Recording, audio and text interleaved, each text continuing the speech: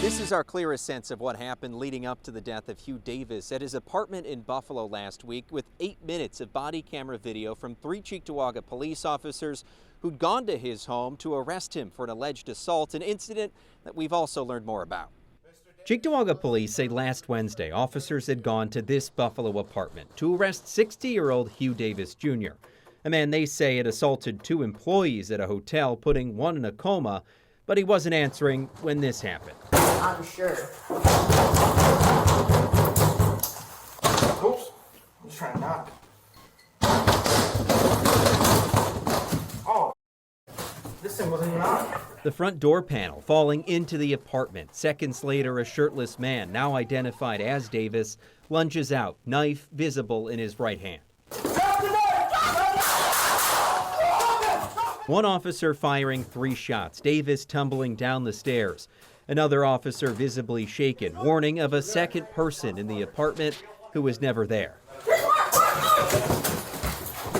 me your hands! Hands, hands, hands! Show me your hands! Then shifting their focus back on Davis and first aid. Ty's getting chest seal. Cheektowaga Police Chief Brian Coons not identifying the officers by name, only by what's seen in the video and their between 2 and 10 years experience. For the officers involved, the trauma that they're experiencing, their families are experiencing, and the safety of both.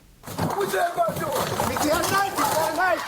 The chief now handing the investigation over to the New York State Attorney General's office and explaining why he's withholding judgment. It's easy for us to sit up here and kind of Monday morning quarterback the event, but without knowing exactly what my officers were going through, what they were thinking, what they were feeling at that time, it's not fair to them to make a judgment. Davis's family now meeting with Buffalo police and making funeral arrangements for their loved one. A meeting with Cheektowaga police over the weekend and saying that they're still processing what happened, but appreciate the graciousness that Cheektowaga police approached this situation. Reporting on your side in Cheektowaga, Rob Hackford, Channel 2 News. DJ Granville's guilty pleas last week to reckless driving and leaving the scene of an accident and the $550 fine he will be required to pay have not ended this controversy for Sheriff John Garcia. And there are questions about whether the Sheriff's Office is misrepresenting key facts. County Attorney Jeremy Toth says his office covered part of the $70,000 in damages because Sheriff's officials said Granville was on duty. The Sheriff's spokesman says that's what Granville told the Sheriff. But Niagara County DA Brian Seaman said Wednesday he determined Granville was off duty. Sheriff Garcia is now disputing that statement. Garcia released a statement Tuesday in which he defended Granville as a, quote, exemplary employee. The statement also said DJ Granville and his attorney have informed us that they have initiated conversations with the county attorney to address the issue of restitution. But Toth, the county attorney, told me today that he initiated the discussions months ago and again called Connors to follow up after Granville's guilty plea. He said Connors had not yet agreed on terms. Connors, in an email, says, the more accurate statement is the county attorney and I are in discussions regarding the issue of restitution. If he does retire, we ought to not pay him his unused vacation and personal days until we settle up scores here. Now, and we've been looking into what it would take to get that money back, and we were prepared to sue. Hardwick, in his letter, asked the county personnel department to refrain from issuing any lump sum payments or cashing out Granville's unused vacation and personal time until everything is sorted out. As for the suggestion that Granville might retire, if he does choose to do so, he will receive a pension of more than $100,000 per year. On your side in Buffalo, Charlie Speck, Channel 2 News. Lauren, some folks who live right next to where this roundabout is being constructed say they understand things take time, but they're out of patience in terms of the construction schedule and the mess they say has been left on their properties. When work began early this year, they expected some dust and some noise, which they note oftentimes begins before 7 a.m. as part of the overall experience. However, This is getting to be a little bit much. they say construction crews have left garbage, sometimes near this picnic table, which residents here have now overturned to keep them from using it anymore to eat their lunch. They say water and gas service has been randomly shut off and without notice. And when they complained of bottoming out their cars in the yet-to-be-completed new driveway, which, by the way, will have them entering and exiting right in the middle of the new traffic circle, The contractor's answer was to pile in some used lumber in the drop-off. And most recently, over the weekend, when a deluge interrupted an otherwise dry summer, their lawn was turned into a lake. Like I said, I've been here 5 years, and we have never had it this bad. Her son claims that when he reached out to the project manager with concerns, he was told, quoting now, that they should be more grateful that a new traffic circle is being built here. We've reached out to the New York State DOT in order to try and get a response to these folks' concern. You'll hear that response coming up at 6. On your side in West Seneca, Dave McKinley, Channel 2 News. You remember that lively public meeting earlier this week about the planned light rail extension from UB South to UB North and beyond, right? Well, if not, let me refresh your memory with some sound bites. We don't need it in this area. It's here for the students. The students can take buses. I took a bus from 1979 to 1983, back and forth between the campuses, no problem. When I seen all these unrealized benefits only pertain to UB students who really only come here for 4 years and then they're gone. This is the face of evil. You don't even realize it. They call that heel heat in the pro wrestling business. So one of the big focal points of the project is UB students utilizing the proposed 7-mile light rail expansion. However, right now, UB offers its Stampede bus service, which has a ridership of more than 2 million every year. Critical lifeline for students going between campuses, but also area retail and grocery stores so students who live on campus can shop. A big what if with the proposed rail expansion by the NFTA is whether or not the project goals can be accomplished if UB students don't use the light rail system. I took that question to project manager Jeff Amplement. This is not a UB project. There's a lot of potential riders along that corridor too that are, disabled or younger, older folks, and of course choice riders too, right? And so we're looking to target them as well. Amplement says that this is not an exclusive UB project and it's intended to benefit the public, which would be needed in order to qualify for federal funding. You obviously want to entice students to use the rail. Does this project work if UB maintains its UB Stampede service?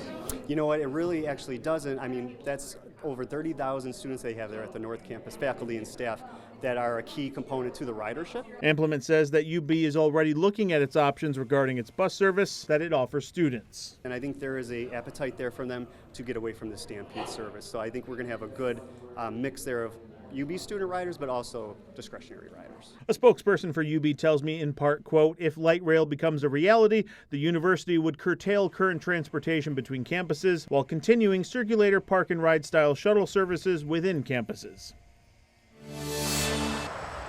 Families packed KeyBank Center Tuesday night for the Disney Descendants Zombies Worlds Collide tour. But before the music started, fans say they noticed something unusual.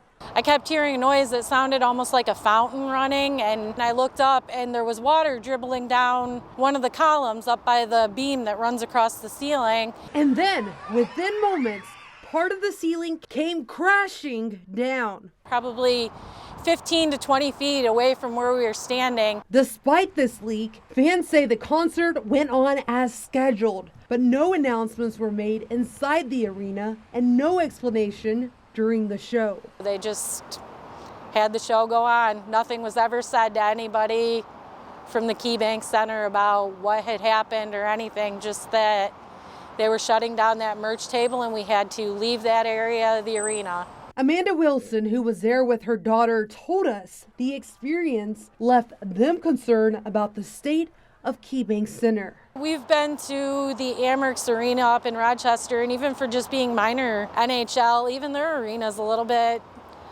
just more updated and refreshed.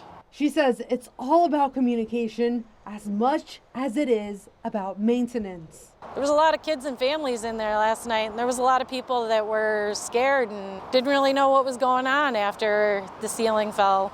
You keep hoping and praying that someday we'll get back to where the franchise once was, but when you can't even keep the building up, how are you gonna keep the talent in town? In a statement, the Buffalo Sabres said the sprinkler was set off prior to the show and staff took proactive measures to keep fans safe. They added there was no disruptions to the concert itself. Norman Izzard says he comes from a big family and doesn't have kids of his own, so he became a big brother 9 years ago. And it's something I've talked about for years, and I moved away for a while and made excuses when I wasn't doing it, and I came back home, I was like, I'm going to do it. Izzard was paired with then 7-year-old Jamil Robbins, who remembers their first activity. A little nervous because it was my first time out, but I felt like it was a big bond between us when we met. We actually went to 716 when it was still here and had some lunch and just got to know each other a little bit. We've been hanging out ever since. In the winter, they see a lot of movies, but in the summer, they check out several parks and like to get outside. All the stuff I never did or the experiences. Like we went to a couple Bills games I never went to before, or we went to car shows and the fair and stuff. I'll say, hey, what do you want to do this summer? Or what do you want to do in the fall? And he'll give me some ideas, and I always try to incorporate those. Like this year, we're going to try fishing. We've never gone fishing. Yeah. Robbins is 15 now, heading into his junior year of high school and getting ready for what lies ahead. Every time we talk about, hey, what do you do at school this week? Or what do you got going on this summer? Like he's looking for a job right now, so I'm kind of giving him advice on that kind of thing. So we talk about all the things in life, you know, what's your favorite Marvel character or whatever, that kind of thing too. But we're trying to get him prepared for his next steps, right? Yeah. And, I'm just hoping to give him the nudge. On the tarmac of this Niagara Falls Air Force Base, there are flags, flowers, and family, all waiting for a moment like this. We've been envisioning this for, since the day we left, obviously. Lieutenant Colonel Matthew Abels is just one of the 80 Air Force Reserve men and women who get to hold their loved ones once again. The challenges change for everyone depending on where you are in life. I have kids now who are old enough to know that Daddy is gone, and this is the first time that I've had a deployment like that. The airmen and women are part of the 914th Air Refueling Wing in the U.S. Air Force Reserve. They specialize in air refueling and airlift missions. On a moment's notice, we have the ability to respond to an alert and start the engines, take off, and deliver fuel to any form of aircraft that accepts fuel, whether it's usually American, allies. But as joyous as coming home is, Operations Group Commander Colonel Jay Butterfield says they'll need resources for getting back into the swing of a normal life. When we look at some of the things they may have seen while they're there, that's why we offer them some of our wing assets for mental health, for psychological health, those kind of things. And for Colonel Abel's son Alexei, being back in Dad's arms really speaks for itself. Just excited, I don't know what to say.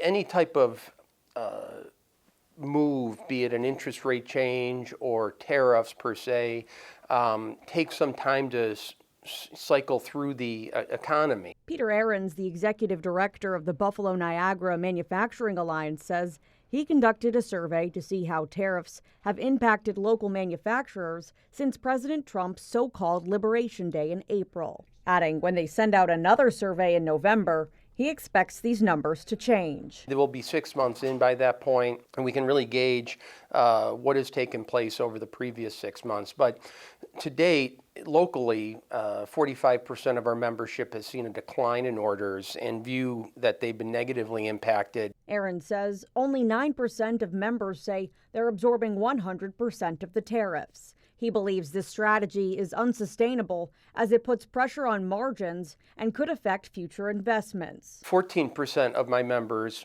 reported an increase in capacity, which means that they're not optimizing their current workforce.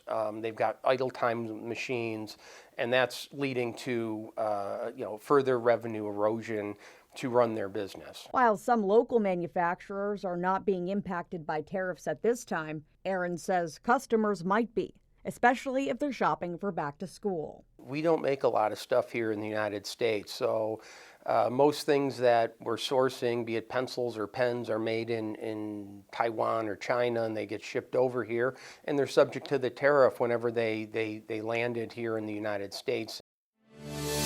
Tonight, New Buffalo Public Schools Superintendent Pascal Mubanga unveiling his vision for his first 100 days. I'm not going to copy what I've done in other places. Using his first school board meeting in the new role to outline 4 key goals. So I'm going to be busy the next 100 days listening, learning, and leading at the same time. The first, building relationships. The second, conducting an organizational and financial review. The third, assessing teaching and learning. And the fourth, enhancing community engagement and public relations. I've seen some practices in the past where folks are waiting till the end of the year or past spring break before they can start making adjustment.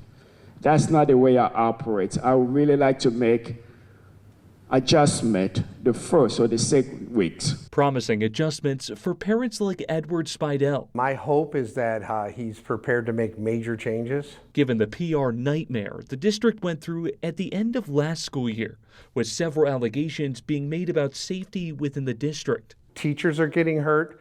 No teacher ever said, let me be a teacher so I can get a broken nose, right? We're not going to be able to move our students forward if they don't feel safe. We're not going to be able to move our schools forward if our staff don't feel safe. Mubanga also announcing plans to hear from parents, teachers, and students directly, planning to visit each school over the course of the next 4 months and hold 4 town halls in each region of the district. We have to make sure that we all come together because we have a common denominator, which is going to be our student. Now, we're told at the conclusion of Mubanga's first 100 days, he'll provide a summary presentation of his findings. That is also when he will provide his first recommendations to the board. Reporting on your side here at the Buffalo Academy of Visual Performing Arts, Andy Payton, Channel 2 News. The former home of Panos on Elmwood is now a full-blown construction site with a new restaurant getting ready to open this fall.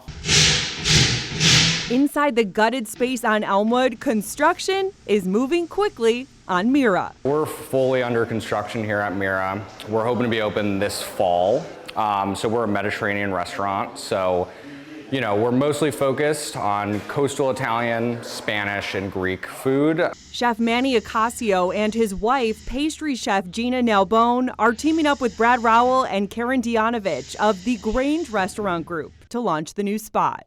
This idea of a restaurant in a space like this is something I always wanted to create in Buffalo. So again, being able to do it with my wife and also Brad and Karen, who I've had such a great relationship over the years at the Grange with, it's really just a dream come true, and I couldn't ask for any other better partnership. They chose the name Mira, a Spanish word meaning look. It's such a beautiful word. We say it all the time. It means look. We want this restaurant to be grabbing the attention of the Elmwood Village, and we felt that it just really embodied us personally. Plans call for a wraparound bar, patio dining, and private event space upstairs. Mira will serve dinner through the week plus brunch on the weekends. We're just really excited to share our vision with everyone. We're super passionate about this type of cuisine. It's our favorite to cook, to eat. It's what we're most comfortable with, and it really speaks to us the most. So we're just so excited to share that with everyone and give them a new experience of dining. And Mira is now hiring for all positions. You can learn more about how to apply with this story on WGRZ.com. On your side in the Elmwood Village, Lauren Hall, Channel 2 News. Sheridan and North Forest. We're providing land, and the county said we will do all of the capital and all of the operations. Amherst wants to sell the 171 acres to Erie County for $1. They will recreate a 9-hole golf course and park space for walking and a playground and more. We make some money off of golf at Audubon, but we don't make a lot of money off of golf, right? The municipal golf doesn't run at a high profit margin. Some town residents say the town hasn't been transparent because the item was recently placed on the agenda. They're also looking at the debt. Our government has spent $26 million bonded that we are going to be paying back for decades. And tonight, they want to approve a $1 sale to Erie County where we will lose any control of what happens here. Everybody should be outraged over this. Residents opposed want it to stay in town control. It's all about the tax dollars, what they're charging us, and to turn it over for $1 for a year is just, what's the benefit to the Amherst taxpayers? I don't know where it is. But there are residents who say giving control to Erie County, it makes sense. Nathan Hartrich has been waiting over a decade. Finally, it seems like we're getting to the end where we're going to see, more green space that we can use as a town, and opportunities for a park. The town doesn't have to spend any more money to get golf. We don't have to spend any more money to build park features because the county is going to do that with us. The property has been vacant for years. This wasn't going to become a park for free. The town board meets at 7 p.m. The county will present its plan for the golf course. A public hearing date will be set for September. That's when a final vote could also take place. Coming off a 9-win season, the UB Bulls aren't just ready to take the field this year. They're ready to build on that recent success. I think the feelings around our football program are incredibly high. Building that Deputy Director of Athletics, Sean Ferreira, will tell you, is also happening at UB Stadium. It's a project we've been working on all summer. We're excited to unveil it here for our fans on September 6th. A new fan experience with better replay, fan cams, all courtesy of this new video board. Our last board was done probably over a decade ago. The new video board is nearly 300% larger than the old one, but Sean says they've actually reused the old shell, removed the advertisements, and integrated the speakers into that top UB Stadium section, bringing better sound quality to fans as well. You wouldn't hear anything over on the sides, so this year we get to upgrade our audio package essentially. So whether you're in the south stands or you're in the 300 section or right on the field, you'll be able to hear everything. Ferreira adds that a new on-field section on the track at the south end of the stadium will bring fans closer to the action as well. There will also be a new entrance policy. And new this year, we'll have a clear bag policy similar to what the Bills and the Sabres have, where you're coming in with a clear bag to just make the entry process a little bit smoother for all of our fans coming into the stadium. Single game and season tickets are now on sale. It's definitely just good family fun and something that people want to be a part of. On your side in Amherst and Horns Up, Rob Hackford, Channel 2 News. This afternoon on I-90 in the town of Pembroke, an absolute tragedy took place. According to New York State Police, around 12:30 Friday afternoon, an M&Y tour bus from Staten Island rolled over. The tour bus was traveling eastbound on the thruway when the accident took place, just before exit 48. The bus was traveling from Niagara Falls back to New York City. It's believed the operator became distracted, lost control, overcorrected, and ended up on the right shoulder there. Authorities say there were 54 people on the bus, including 2 bus operators. The passengers ranged in age from 1 to 74 years old.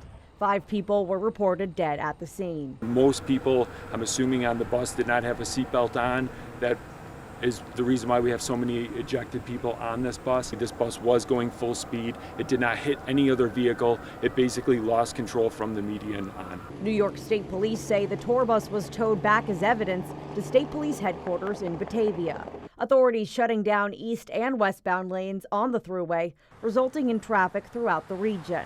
The westbound lane reopened around 5 p.m. It took an extensive amount of effort from our first responders, both fire and EMS, along with partnering with the tow companies. So again, a debt of gratitude is owed to them and the hard work that they do.